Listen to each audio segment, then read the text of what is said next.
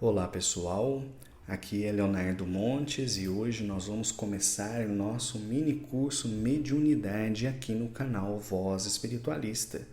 Você tem interesse nesse assunto? Você já leu sobre mediunidade? Você se pergunta se você é médium? Então acompanhe essa série que nós vamos explorar nas próximas semanas e com certeza ao final deste ciclo você terá um conhecimento mais profundo a respeito de mediunidade.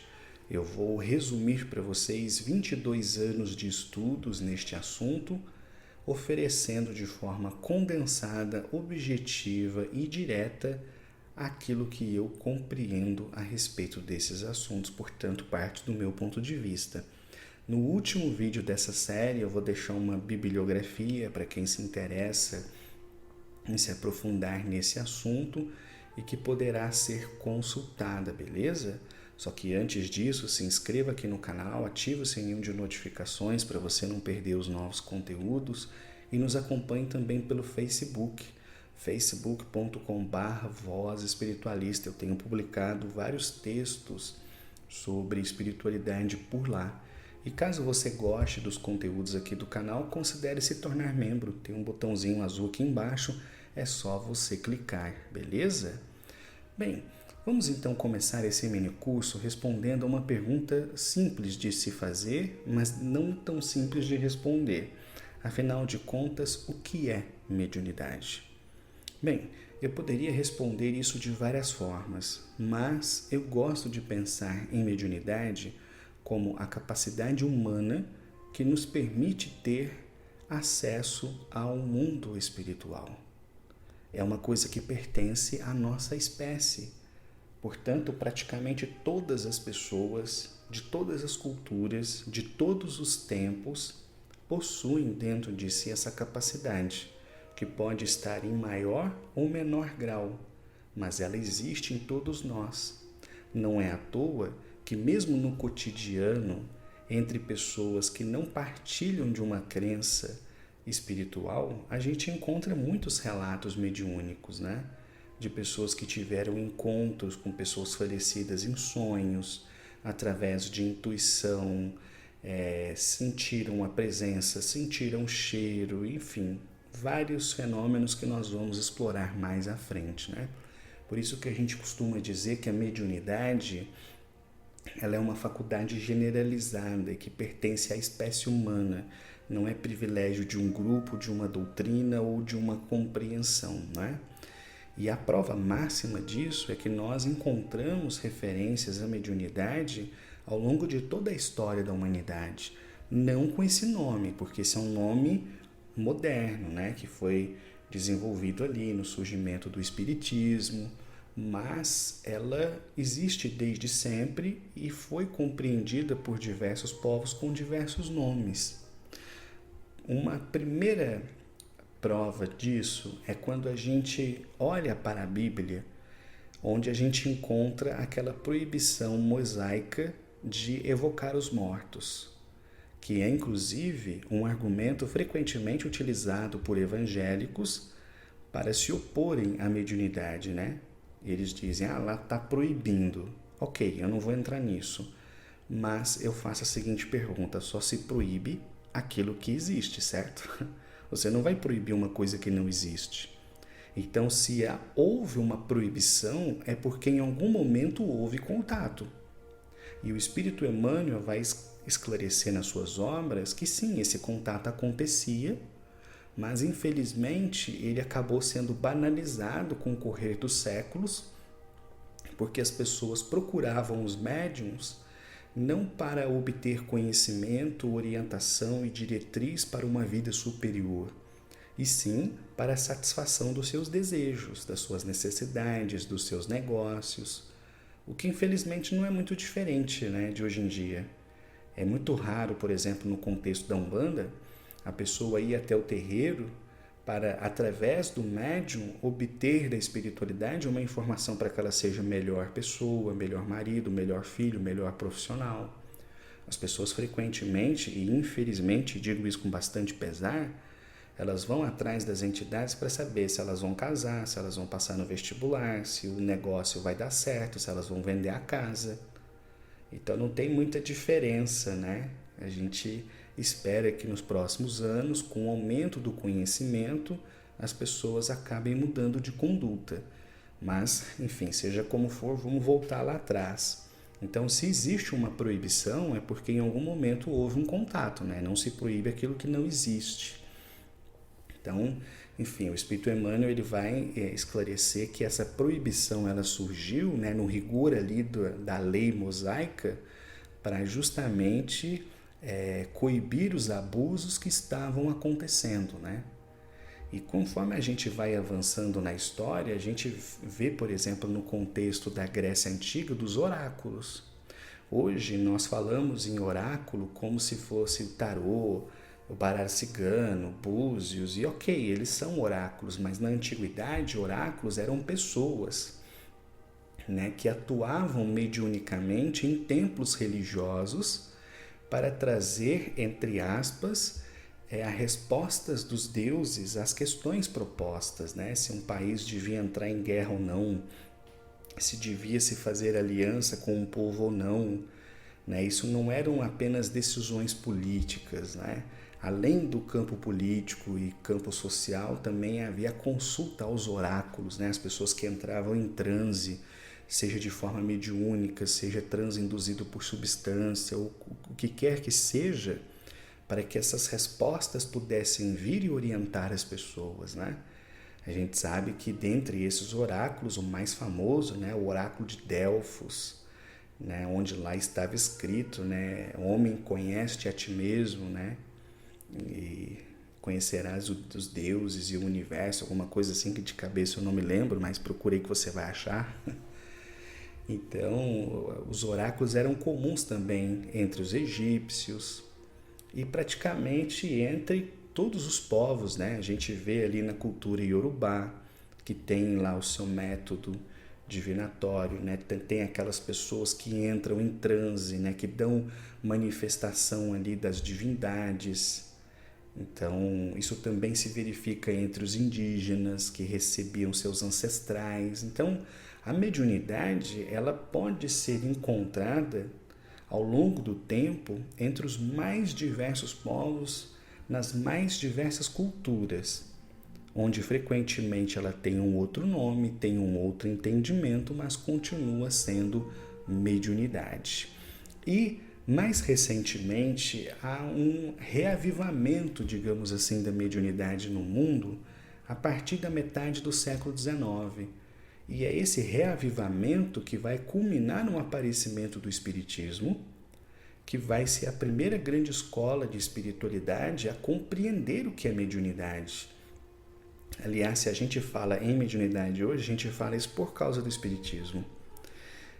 Recentemente eu vi um vídeo de uma pessoa criticando, né, o fato da Umbanda utilizar conceitos e ideias espíritas, mas quando ela chama os trabalhadores de médium, ela está usando uma expressão que é tipicamente espírita. É engraçado, né? Esses bairrismos e fronteiras que vira e mexe o ser humano está tentando erguer, né? A espiritualidade tenta de toda forma fazer com que a gente se una e as pessoas vêm com as suas ortodoxias criando separações, né? Incrível isso. Enfim, seja como for, a gente encontra a mediunidade sendo exercida ao longo de toda a história humana, de forma mais ou menos velada, de forma aceita ou de forma reprimida. E quando a gente chega ali em meados do século XIX, há uma explosão de mediunidade. Kardec fala disso várias vezes, né, em seus textos, como começam a surgir médiums para todos os lados, não só na Europa, nos Estados Unidos, também aqui no Brasil, né? O primeiro centro espírita no Brasil que se tem notícia, que é o Grupo Familiar de Espiritismo, surgiu em Salvador, ainda na década de 1860, ou seja, enquanto Kardec estava vivo, já tinha grupo espírita funcionando aqui, observando a mesma coisa que ele tinha observado lá, né? Que era uma grande quantidade de pessoas manifestando mediunidade. Então, de meados do século XIX para cá, a humanidade vive um período de expansão da mediunidade como nunca houve. A gente não encontra, mesmo na antiguidade, tanta gente exercendo mediunidade ao mesmo tempo. nas mais diferentes filosofias, nas mais diferentes escolas espirituais, né? Nunca houve tanto centro espírita, tanto terreiro de umbanda, tanta casa espiritualista fazendo esse intercâmbio mediúnico todo santo dia no Brasil, e não só no Brasil, né? Em várias outras partes do mundo. Claro que aqui é o grande celeiro disso, né? Que aos poucos está sendo exportado para vários lugares do mundo, mas enfim, isso é uma coisa muito incrível, né? da nossa época. Por exemplo, eu moro numa região em que tem 3 centros espíritas aqui no espaço de 1 quilômetro. Entende? Assim, qualquer um desses centros você tem um trabalho mediúnico, seja de forma fechada, seja aberta, mas tem. Imagina isso 500 anos atrás. Impossível, entendeu? Então, por isso que eu digo que a gente vive uma época muito especial nesse sentido, em que a mediunidade ela está sendo experimentada e experienciada por um grande contingente de pessoas em todo o Brasil, né? E em vários outros lugares do mundo. E isso é realmente uma coisa impressionante. Bem, e existem diferentes formas de mediunidade. Mediunidade não é uma coisa só. Mediunidade é um termo genérico que a gente usa para se referir a essa possibilidade de contato com o espiritual. Então eu vou citar aqui alguns exemplos de mediunidade. Por exemplo, a sensitividade. Já viu quando alguém diz assim, fulano é um sensitivo? O que se quer dizer com isso? Que aquela pessoa ela tem a capacidade de perceber energias, variações que normalmente uma pessoa, entre aspas, comum não percebe. Então, por exemplo, se um sensitivo ele se aproxima de uma pessoa triste, ele consegue sentir que aquela pessoa está triste, mesmo que ela não esboce isso ou fale sobre isso. Ele tem a capacidade de fazer uma leitura energética daquela pessoa, né, e sentir o que está acontecendo. Da mesma forma que se ele for num lugar muito carregado espiritualmente, um lugar com muita perturbação espiritual, ele vai sentir como se ele estivesse num ambiente assim muito opressor, uma atmosfera densa. Então o médium sensitivo é tipo um termômetro. Ele consegue sentir as variações e as flutuações energéticas, a presença de entidades no ambiente. Isto é a sensitividade. Existe uma outra mediunidade que a gente chama de intuição. Tem gente que acha que sensibilidade e intuição são a mesma coisa. Não. A intuição tem a ver com você receber alguma coisa. Então, enquanto o médium sensitivo ele é tipo um termômetro para sentir a temperatura ambiente, no caso energeticamente falando, o médium intuitivo é aquele que consegue captar um pensamento que lhe é sugerido por um espírito. Mas ele consegue fazer isso com alguma clareza. Então ele sabe que aquele pensamento não é dele. Ele percebe como se uma outra pessoa falasse com ele. Mas isso ocorre de uma forma muito sutil. Há quem diga, e eu acredito, que a mediunidade do futuro será a intuição. E depois vocês vão entender o porquê.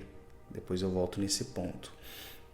Então a intuição tem a ver com isso, né? Você receber o pensamento de uma entidade. Então, por exemplo, sei lá, você está num lugar em que você não sabe se... Você está procurando um terreiro.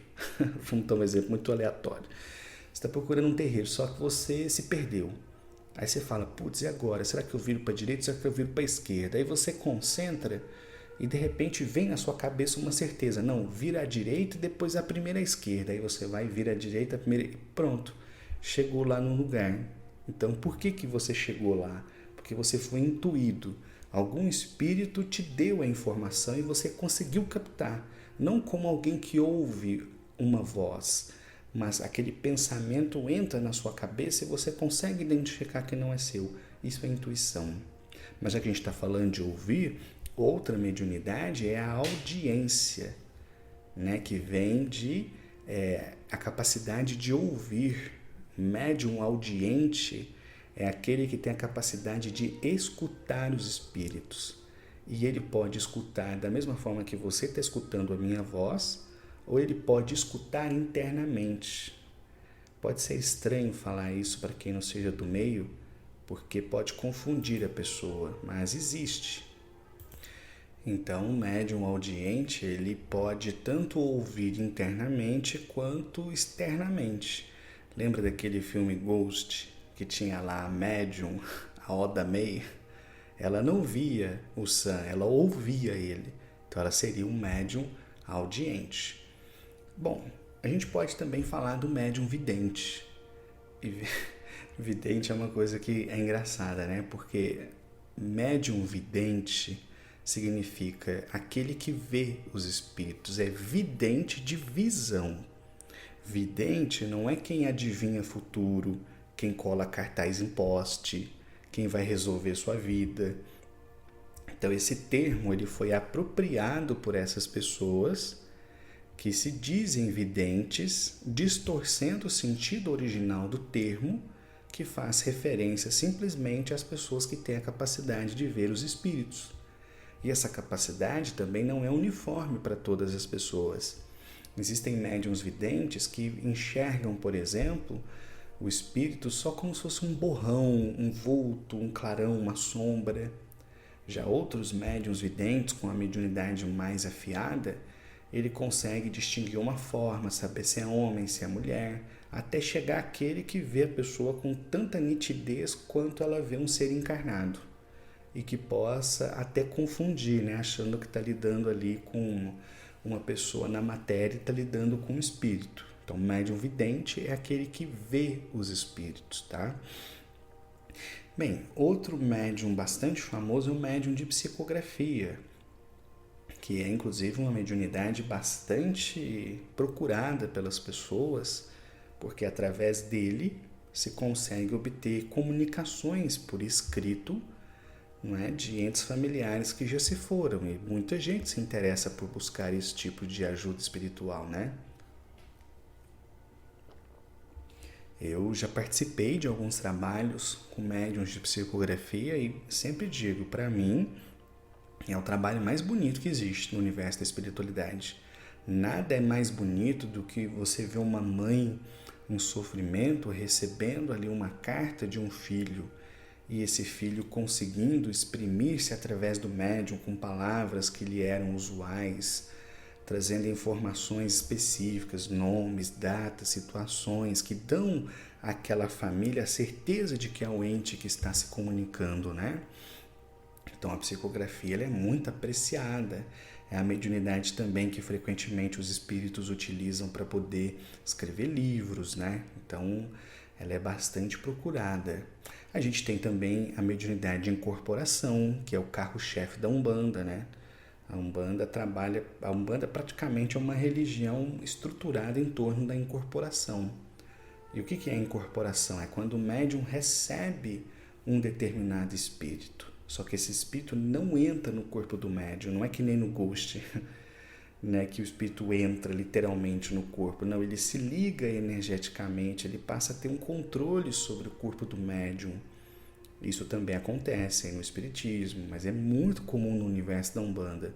Quando a entidade incorpora, ela age como se momentaneamente ela estivesse na posse do corpo do médium.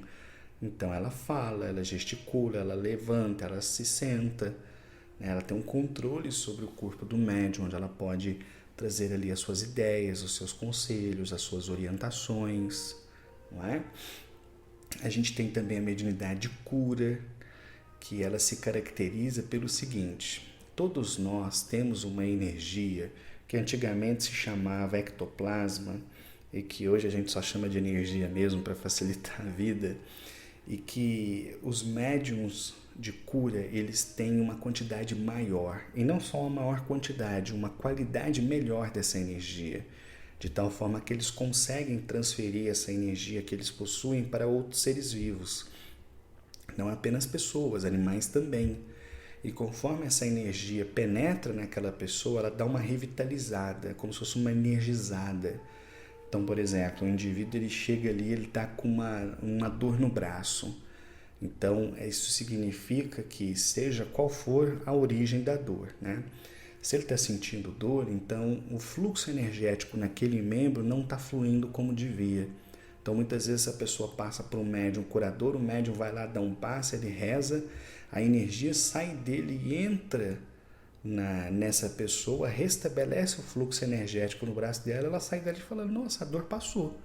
Então o médium de cura ele também é muito procurado, né, e muito visado por conta disso, porque de fato ele tem uma energia ali que pode ser utilizada, né, para poder fazer um trabalho espiritual muito grande. Então assim, existem outras mediunidades, mas essas são a rigor as mais comuns, aquelas que você encontra com mais facilidade, né, na população. Mas se você for pesquisar sobre isso, depois você pode consultar a bibliografia que eu vou deixar lá no finalzinho, não desse episódio, no finalzinho dessa série, e aí você vai encontrar várias outras, mas acho que nem compensa falar muito sobre elas, porque aí já são mais raras, né? Você tem, por exemplo, só para citar, né, a mediunidade de efeitos físicos, que é quando o espírito utiliza a energia do médium para fazer materialização, para mover objetos, isso é um pouco mais raro. Você tem a mediunidade de transporte, que também é uma variação da mediunidade de efeitos físicos. Tem outros fenômenos por aí, mas eles não são assim tão frequentes, então, como aqui nossa intenção é fazer um curso básico, então não vou me alongar muito nisso, mas como deve ter ficado claro para você, existem várias formas de ser médium, né? E não existe, isso é um ponto que eu gostaria de frisar, não existe uma forma melhor do que a outra. O que acontece muitas vezes é que você tem mediunidades que se tornam mais evidentes ou menos evidentes, e aí você tem o ser humano sempre insatisfeito, que nunca está feliz com aquilo que tem e que quer sempre o que o outro tem. Isso existe. Mas, assim, a rigor, cada um tem a mediunidade que precisa ter para fazer o trabalho que precisa fazer. Então, é totalmente sem sentido a pessoa ficar desejando a mediunidade do outro. Nossa, como eu queria ter a mediunidade que aquele cara tem. Não, ele tem aquela mediunidade porque ele está indo no cumprimento do dever dele. O seu talvez não seja isso, então não tem por que você ter a mediunidade que ele tem, certo? Bem, e agora eu acho que é interessante falar sobre um outro aspecto, que é os ciclos da mediunidade. Olha que interessante. Quando a gente olha para a Bíblia, a gente vê falar dos profetas. Os profetas eram médiuns, só isso. Eram pessoas que têm um gênero de mediunidade que hoje é raro, que é a profecia. O que é a profecia? É a mediunidade que permite ao indivíduo receber informações a respeito do futuro. Isso pode ser através de visão, pode ser através de sonho, pode ser uma conversa com alguma entidade vindo ali para ele contando uma coisa. Então a gente observa, por exemplo, que antes do nascimento de Jesus, vieram muitos profetas, muitos médiuns dizendo, olha, o Messias está vindo, logo logo ele está por aí. E essa era a função deles. Então naquela época os profetas eram muito encontrados. Hoje em dia, raríssimo, entende? Veja outro exemplo. Na época de Kardec, você via dois grandes fenômenos, os efeitos físicos, através ali das mesas girantes, e os médiuns de psicografia. Isso era tão comum que Kardec chegou a escrever que o gênero mais comum de mediunidade que ele havia encontrado era a psicografia, que hoje já é muito raro, por exemplo. Então, o que isso significa? Significa que a mediunidade é cíclica, que ela se altera ao longo do tempo, de acordo com as necessidades dos povos e daquilo que a espiritualidade entende que é mais importante para aquele momento. Olha que interessante. A gente vai falar disso mais para frente, mas só como um exemplo. No começo do século XX, a grande maioria dos médiuns aqui no Brasil, no Espiritismo, na Umbanda, onde quer que fosse, independentemente do gênero de mediunidade que eles tinham, se caracterizava a inconsciência do transe. Então o médium era um médium de psicografia, ele psicografava de forma mecânica, ou seja, ele podia pegar aqui um lápis, sentar, começar a conversar com você e de repente o braço dele começava a escrever uma página. Ele não participava mentalmente da escrita. Aquilo acontecia alheio à sua vontade, é o que a gente chama de escrita mecânica. Se era um médium de incorporação, ele apagava, ele incorporava o espírito e, dormia. Quando ele acordava, o espírito já tinha atendido um monte de gente, feito um monte de gente, e ele nem lembra disso. Então, no começo do século XX, a mediunidade inconsciente, o transe inconsciente ou o transe mecânico, no caso da psicografia, eram características comuns dos médiuns. Depois, ao longo do século XX e começo do século XIX, isso foi se modificando. Por quê? Porque a mediunidade inconsciente, ela foi... Depois nós vamos falar sobre os estados, né? Acho que eu estou até atropelando, mas vamos lá. Ela foi importante porque era preciso criar as linhas de trabalho. As religiões mediúnicas precisariam nascer. Então é por isso que esses médiuns vinham e apagavam, para que a espiritualidade pudesse ir abrindo o mato, abrindo o campo, desenvolvendo as religiões, as doutrinas, os ritos, as compreensões. Depois que os caminhos já estavam traçados, não tinha por que ser assim. Primeiro, porque isso gasta uma energia absurda. E segundo, porque o médium não aprende nada, porque ele apaga, certo? A gente está fazendo o estudo do livro O Espiritismo, a Magia e as 7 Linhas de Umbanda, que eu prometo que eu vou terminar, a gente está no finalzinho. E tem um trecho engraçado em que o Leal de Souza, que é o autor do livro, ele viu um médium que era cético, uma pessoa absolutamente cética, e chegava no centro, incorporava o espírito atendia maravilhosamente bem, depois ele voltava do transe e ficava puto. Porque ele dizia, esse espírito é egoísta, ele não me ensina aquilo que ele faz, então eu não vou mexer mais com isso. Ficou emburrado e foi embora. Então, a mediunidade era inconsciente porque precisava abrir caminho. Uma vez que esses caminhos estavam abertos, a mediunidade foi se alterando da inconsciência para a consciência. E é por isso que hoje a maioria dos médiuns, seja na Umbanda, no espiritualismo, no espiritismo, são todos médiuns conscientes. Então a mediunidade é cíclica, ela se transforma.